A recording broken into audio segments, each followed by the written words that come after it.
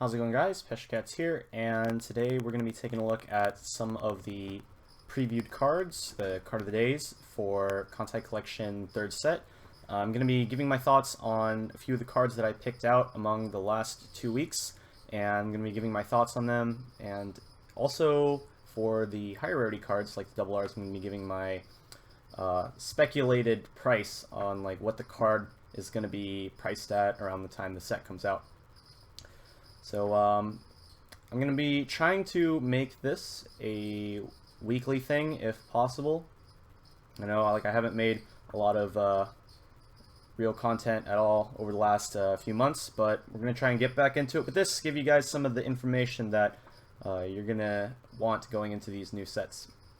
So anyways, here we have Kantai 3, and I picked out I think like 10 cards from the last 2 weeks of previews. And we're going to start right here with Amagi. So, first card, Amagi. She's a ship girl and aircraft carrier trait.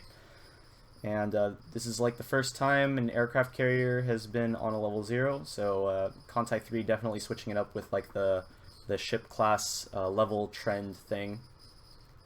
So, anyways, let's get on to the card. So, Amagi's first ability is she gives 500 power to your other character in the center slot in the front row. And her other ability is an ability that we've seen on cards like the Nemesis from Televeru 2nd set, as well as the Ellie from Milky Holmes, which is a very, very powerful card. So it's like a conditional Akatsuki effect for paying 1 stock. When you play a climax, you can pay 1 stock to check the top 4 cards of your deck, add up to 1 ship girl character from those 4 cards, show it to your opponent, add it to your hand, and then drop the rest. So this is going to allow you to essentially replace the climax when you play it by paying 1 stock. And so, in addition to any climax combos that are going to generate you cards anyway, you're also getting 1 more card out of this. It's also going to help you mill through the deck to get closer to your refresh if you are like out a whole bunch of climaxes. So you have this in addition to Akatsuki from the 2nd set. And both of them will allow you to mill through your deck quite well. I think this card is a very solid card, especially when you consider that Kantai Collection doesn't have any solid plus Brainstorm yet. Like it has like Ikazuchi and Shiratsuyu, but one of them is a clock swap and one of them is a draw Brainstorm, so neither of them really all that good. There's no plus search or plus salvage Brainstorm in Kantai yet, but I think that this Amagi will fill that role quite well.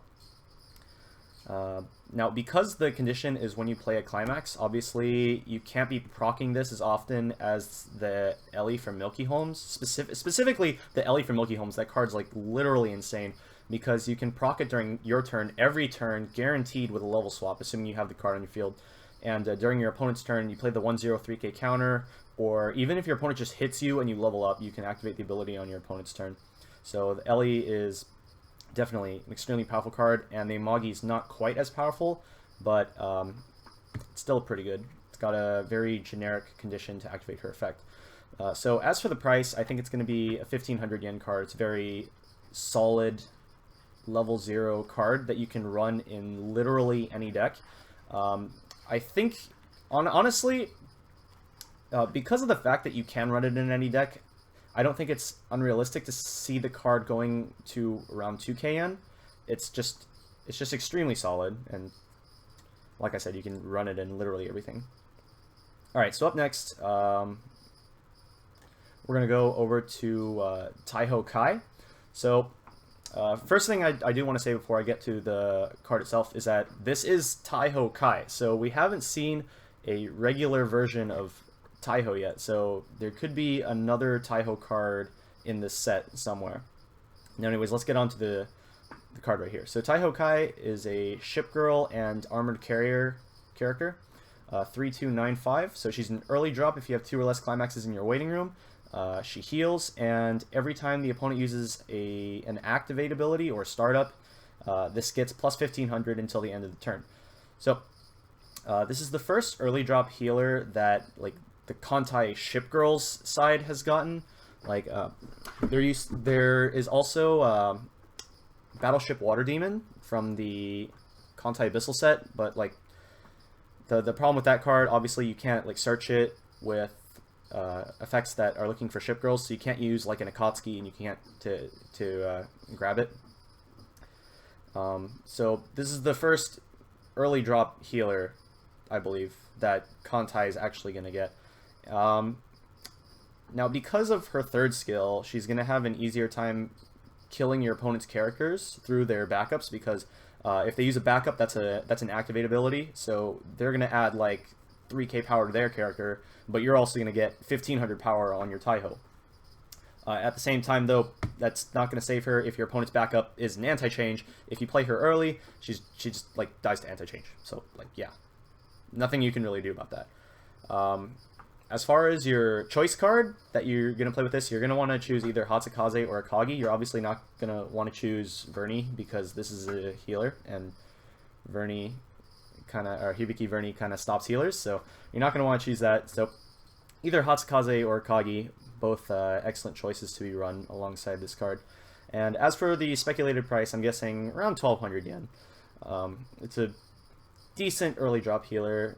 There's really no reason that it should be like a terrible card or like a spectacular card. Like it's definitely not 3-2 Rinne. Like there's no early drop healer that can really match 3-2 Rinne.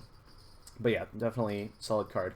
And be sure to look out for another Taiho in the set, because I think there will be one. Okay, up next we have Kashima. This is one of my favorite cards that have been revealed so far. I think this card is excellent. Like, all of its effects synergize really well with each other. So, first of all, okay, Kashima. She's a ship girl and a training cruiser character. So, all of your other like trait-based abilities, like none of those are going to work with Kashima, because there's only 2 training cruisers, and it's Kashima and Kotori, and that's like it. So, anything based around like traits that aren't ship girls, not going to work here. So, my first thought on the card was that I was very surprised that she's a 3-2. But definitely very solid finisher. So let's get on to the abilities. So first off, she has come into play, draw 2, drop 1.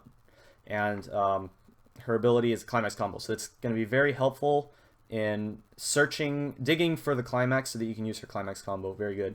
And then coming into play, she also gets 500 power times the number of ship girl characters on your stage. This includes herself. Her ability is on reverse, so this is also going to help her out a lot. You just like slap her on the field 5th. She gets plus 2500 power, and then start reversing shit. Like, yeah, easy peasy. And then her climax combo is with this gate. When she reverses an opponent, you can deal X damage, where X is equal to the number of opponent's reversed characters. Okay, so good things about this card. Digs for her own climax, gives herself power, combo doesn't cost stock, and it's an on-reverse combo, though. So you do have to watch out for your opponent's like stat counters. A big upside with this card is that you're able to modulate your damage based on how many of your opponent's characters you're reversing. And you can also like switch up your attack order based on what you trigger on prior attacks to Kashima. So let's say, I'm trying to think of an example. So let's say your opponent is at like 3.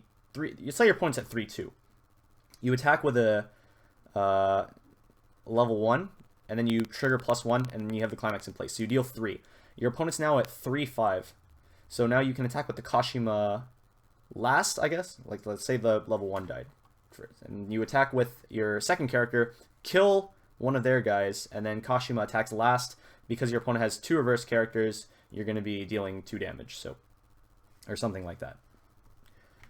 I'm sure somebody out there could come up with a much better example than that, but just the fact that you can modulate your damage because you're not doing a set amount allows you to adapt to the situation. You can adapt on the fly and deal a very specific amount of damage to try to end the game in the cleanest way possible without overshooting. Now, because the card deals damage after battle, it's very weak to money. So you compare it to a card like Shinon. She deals damage on attack before the opponent's counter step. So you can deal 4 damage and then get moneyed but if you deal 4 damage and they're dead, then it doesn't matter anymore. But this card, you have to battle first. Your opponent gets their counter step, so you can get money countered. And the card is especially weak to rest counters, so you have to watch out, because like if you're trying to attack with your other characters first, then to try and like modulate your damage by reversing more of your opponent's characters, then that gives your opponent a chance to play rest counter, and then your Kashima's just like dead, and it feels bad, man. Out of the 3 choice cards, you're obviously going to want to use this with Hibiki. You don't want to use it with Hatsukaze because it's a gate you want to salvage, and you don't want to use it with Akagi because they're going to be conflicting with your level 3 finisher slot and your climax combo slot. So Hibiki, probably the best choice. As for the price, I think it's going to be 1,500 yen. More so based on the fact that this is Kashima, and I know that a lot of people really like Kashima. If it was any other character, I could probably see it being around 1,000 to 1,200 yen, but like people really love Kashima, so I'm gonna say 1,500 yen on that. All right, moving on to the next card. We have Bismarck Dry. So she's a 3/2 early drop. If you have Bismarck, we don't know what the card is yet. We haven't seen it, but it's probably level 0. If you have it in your clock, this gets -1 level in your hand. And when you play her, you look at up to 3 cards from the top of your deck, add 1 of them to your hand, and you don't have to show it to your opponent, and then you drop the rest. So she's going to be replacing herself on play. Really nice that she gets to replace herself immediately. And climax combo with the gold bar, on attack, you get to blind stock 2 from the top of your deck, and she gets plus 3,000 for the turn. So this card is able to refund like a ton of value on the turn you play her. As soon as you play her, you're going to be replacing her with another card from the top 3 cards of your deck, and you're going to be replacing her. You're going to be refunding her stock cost with the climax combo, assuming you get the climax. And it's very easy to get the climax because it's a gold bar. Because of this, it makes her much less susceptible to early drops than, or much less susceptible to anti-change compared to other early drops, because she's going to be getting so much value before your opponent even gets their first counter step. She's going to be cantripping off your top 3 and refunding her stock costs, and she's going to be attacking to get 1 more stock. So if your opponent decides to anti-change her, they're going to be going like -3 in stock. You're going to be going like +3 in stock, and you're not even losing a card out of it. So she has a lot of value.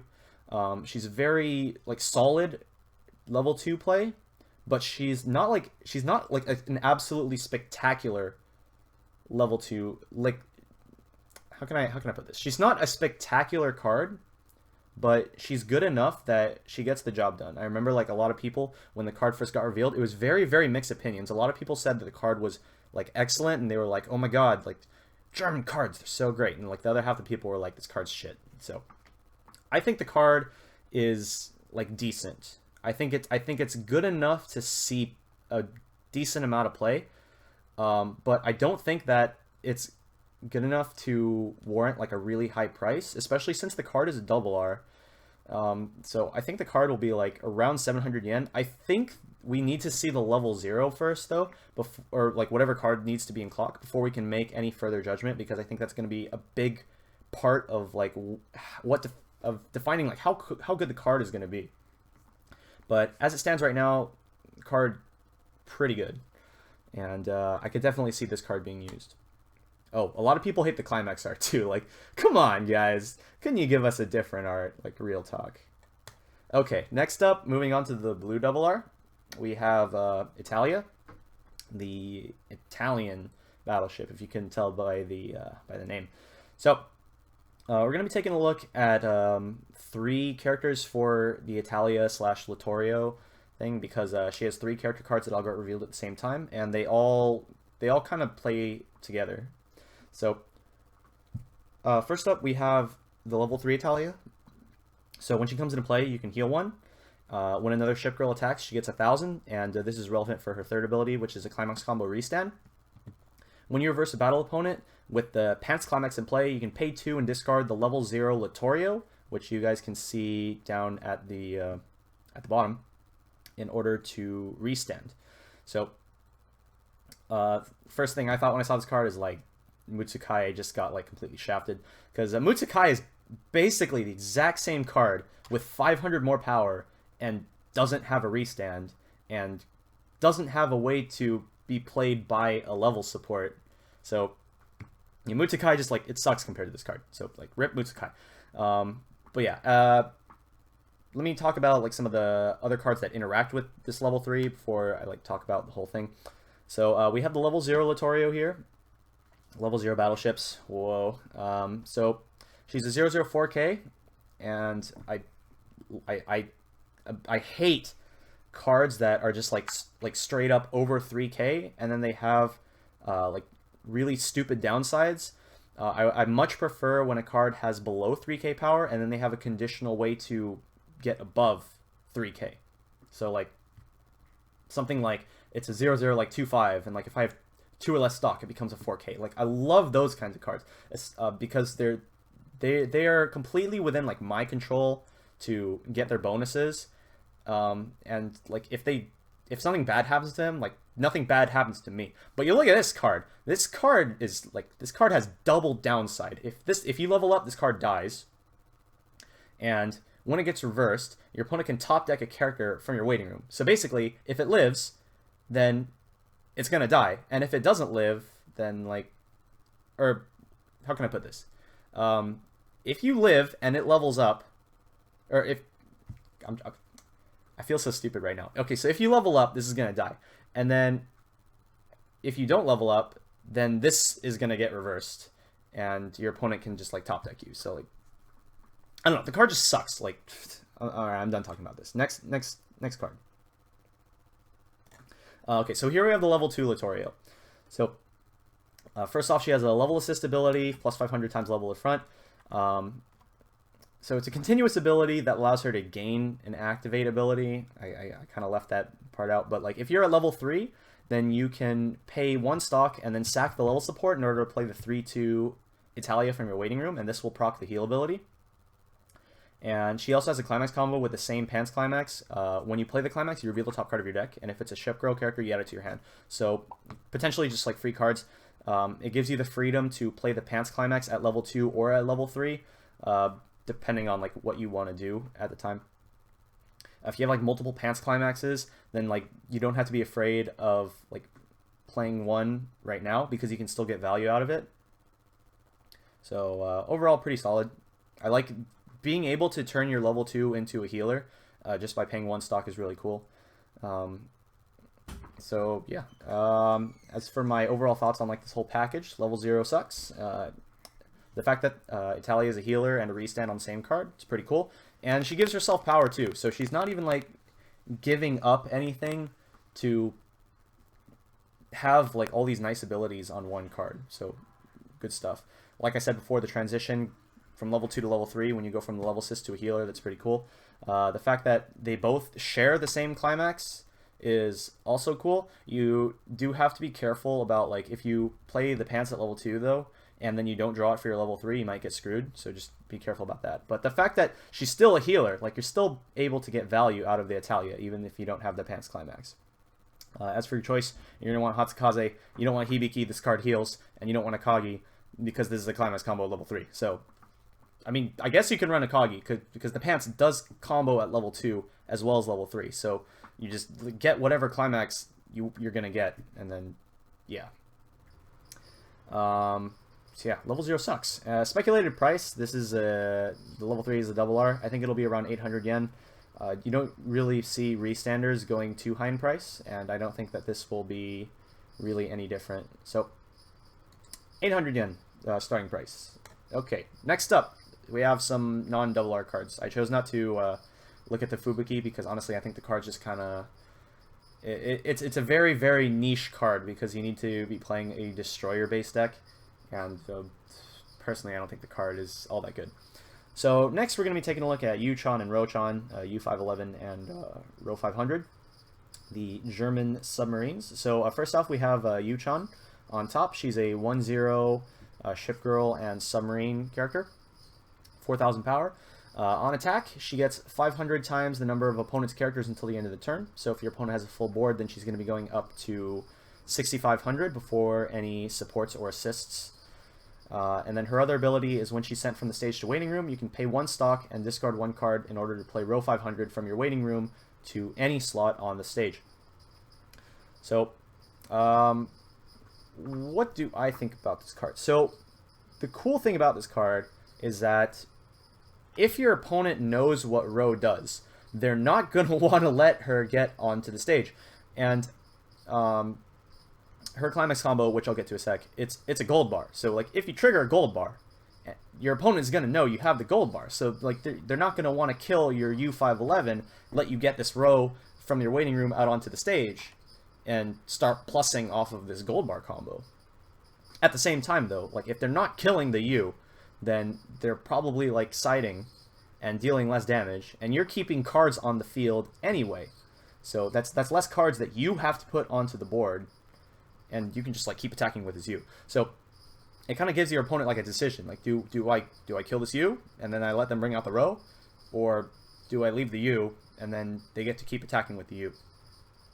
So, yeah. And it's really, really easy to get Ro into the waiting room as well, because you have, like, tons of cards that let you fill up the waiting room. You have, like, Akatsuki, you have the new Amagi card, if you can, like, if you're playing climaxes, like, earlier in the game. But enough about that. Let's get on to Ro herself. So she's a 2/1 7K, Ship Girl and Submarine. She gets 500 power for every other Ship Girl character on your stage, so she can reach 9K on a full board before supports, like, that's already pretty strong. And if you're bringing her out at level 1, then, like, 9K is not a small number. So her second effect is Climax combo with the Gold Bar Climax. On attack, you get to top check up to 4 cards from the top of your deck, add up to 1 Ship Girl from those 4, and drop the rest. And she gets 2K until the end of the turn. So assuming you have a full board, then this Climax combo is going to bring her up to 12K before supports and assists. She's getting 2K power from having a full board, 1K from the Climax, and another 2K from the Climax combo itself. So I think these two cards are very, very good. Because the Ro, if you are able to bring it out, you're going to be able to, like, dominate the board because she has very high power, and you're going to be able to retain a lot of card advantage. So, yeah, I think it's a overall very solid card. Very solid set of cards. And I think these could see play. I could honestly, I could see this, like, being used as, like, a pseudo level 1 combo, just based on, like, the stuff I said earlier. Okay, now let's get onto a real level 1 combo. I actually don't think this card is, like, too amazing, but let's talk about the Kasumis for a sec. Like I said, I don't think these cards are, like, too amazing, but I think they have potential. So we have 2 Kasumis here. On the top left, we have Kasumi Kaini, and on the right, we have Kasumi Kaini B. So for those of you that don't play the games, Kasumi is a ship where you can change between the 2 forms whenever you want by paying, like, a small amount of resources. And so one of them is a more all-around ship. Like, she has, like, decent power for her class. And then the second form, which is the B form, she's more specialized towards, like, a different role. And so we sort of see that reflected in these 2 cards. They both have this activate ability where you rest 2 and then sack her to play the other copy from your waiting room to the stage. So this is flavorful to the game where, like, you can switch between the 2 by paying, like, a small cost. I will also add that you can rest herself as one of the 2 characters that you're sacking, or that you're resting. So you can rest one other character and then rest herself and then sack her and then bring out the other copy. So you're effectively only resting 1 card in order to do this. So as to what the cards do, they benefit from having as many copies on your field as possible. So starting with Kaini, the base form. So she's a 1/04K Ship Girl and Destroyer. Continuously, she gives all other Kasumi Kainis plus 1500 and anti-suicider. So if you have a full front row of this, they're all going to be 107Ks, and they can't be killed by suiciders. So this is just good if you have multiple copies. Obviously, if you're playing a deck with, like, these cards, you're going to want to have 4 of each so that you can more consistently get all the copies out onto the board at once. And you're going to want to run cards like Akatsuki as well so that you can, like, dump them into your waiting room so that you can switch freely for the one that you want.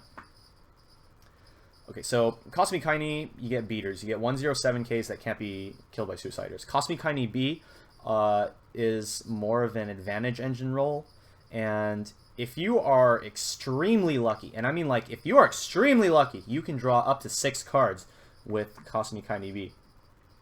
So what the ability? So she's a 1045, and what her ability is when another Kasumi Kaini B attacks, if you have the Stock Soul Climax in the front row, or if you have the Stock Soul Climax in play, and this card is in the front row, mill 1, and if that card is a level 1 or higher, you may draw 1. So if you have 3 copies of this in the front row, so the first one attacks, you proc the other 2 abilities, you mill twice, and then if either of those are level 1 or higher, you get to draw a card. Then the second one attacks, you proc the other 2, you mill 1 twice, and then if either of those are level 1 or higher, you get to draw. And then the last one attacks, and then you get to mill 2 more. So you're milling 6 times, potentially drawing up to 6 times. I'm not saying like you're gonna draw 6 cards. Like I think probably at most you're gonna draw 2, maybe 3 cards, unless you're running a lot of higher level cards. But if you're feeling lucky, feel free to try out this card. Personally, I think it's more of like a fun option. I can't really see this card being played in a competitive deck, but I figured I might as well bring it up because I think the concept is really cool, and I think the card could see play in like a more fun build.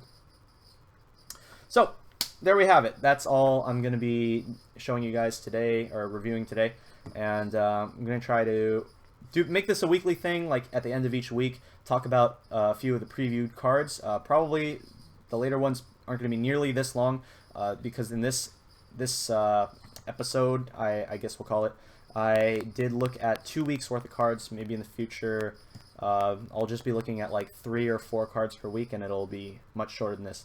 But yeah, thanks for watching, guys. This has been PassionCats, and I hope to see you guys next week. Bye.